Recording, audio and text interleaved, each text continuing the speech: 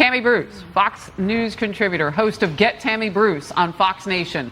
David Carlucci, former Democrat state senator from New York. Great to have you both. Tammy, I'll start with you and what Senator Ted Cruz just said about the president. You know, I think that if you're saying he can't negotiate on an issue, then he shouldn't be president. But they don't go that far. It's always been an issue about age, when this really is not about age. This is about capabilities and what you can do.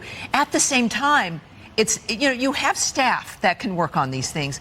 The issue with the people that are running the country, I would contend, is not that they're radical children. They might be, but our problem is we don't know because they're anonymous. We don't know who's doing this. We don't know their experience.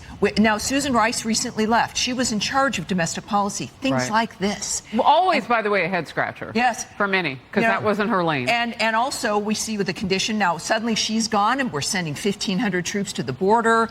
You know, that kind of thing's going on. But the bottom line is, I think, is that you've got the Democrats really have not been governing.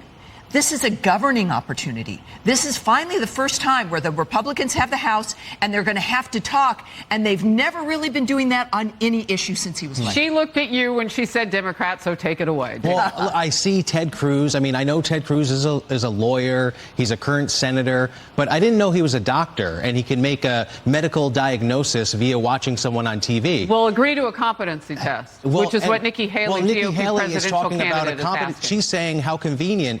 Let's have a cognitive test for anyone over the age of 75. Why is that convenient? Because her biggest rival is Donald Trump, 76. But that's everybody, because as Tammy just said, it's not age. Well, it is age. They're saying at 75, you need to take this test. What's next? You're going to have to take a test to be able to vote? I mean, it's a slippery slope. I trust the American people. Have you tried to get a voting license lately? Well, have you tried to drive a car? Well, those are like you got to take a lot of tests in life. That's right. I agree with David. Is that the voters make the decision? We were watching a basement campaign. We knew what was going on. We see it every day. The American people don't need a competency test. We just need to watch him. We have judged him as incompetent. And the moment we get into an age-based dynamic, what's going to stop it from being any other category of identity? Well, then take the age out of it? Well, I agree. I think test everybody. Make it equal. I mean, we want to know if anybody is going to be competent to be president. And that's what campaigns are for. That's what the campaign is for. Not if you don't debate. That's correct. Yeah, President Biden doesn't even want to debate with Democrats. And we should expect another basement campaign that is cheating the voters, making them have to guess. But now there is a record when it comes to Biden's behavior, and the Republicans are going to have to move this along. Speaking of the record, President Biden's reelection campaign is focusing on his economic agenda right now, and of course it comes with yet another video. Here's a piece of the ad. 12 million jobs have been created, and Joe Biden's building an economy that leaves no city, no town, no American behind. We're investing in places and people that have been forgotten. They've been invisible, but we haven't forgotten. Invisible? He's invisible. He's going to campaign from the basement. Tammy just said that. The latest Fox poll has nearly 80% of Americans with a fair to poor view of the economy. 70% feel that the economy is only getting worse for their families. 63% disapprove of Biden's handling of the economy. Those are some stiff numbers. And I know you often say, David, it's too early to look at polling. It's time. He's announced. He just spent 20 days on the road talking about the economy, and his numbers went down. Well, we see that poll, and yes, the economy is bonkers. I mean, it's very unpredictable. The economy is bonkers? It's bonkers. He's in charge of this. Well, look, he has a role to play, absolutely, and he's been doing it. The Inflation Reduction Act, the CHIPS... Which was a climate change bill. But let's talk about the CHIPS bill. Now you have the Semiconductor Industry Association put out a report at the end of last year that said over $210 billion of private investment has already been committed because of the actions that President Biden has taken. So he's Have you ever heard him part. say that?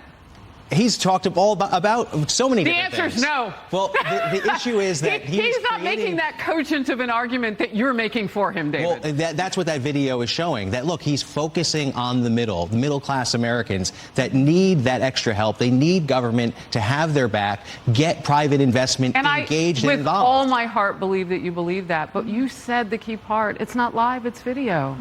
Well, it's not live, this is it's how video. we're commuting nowadays. Get out of the basement.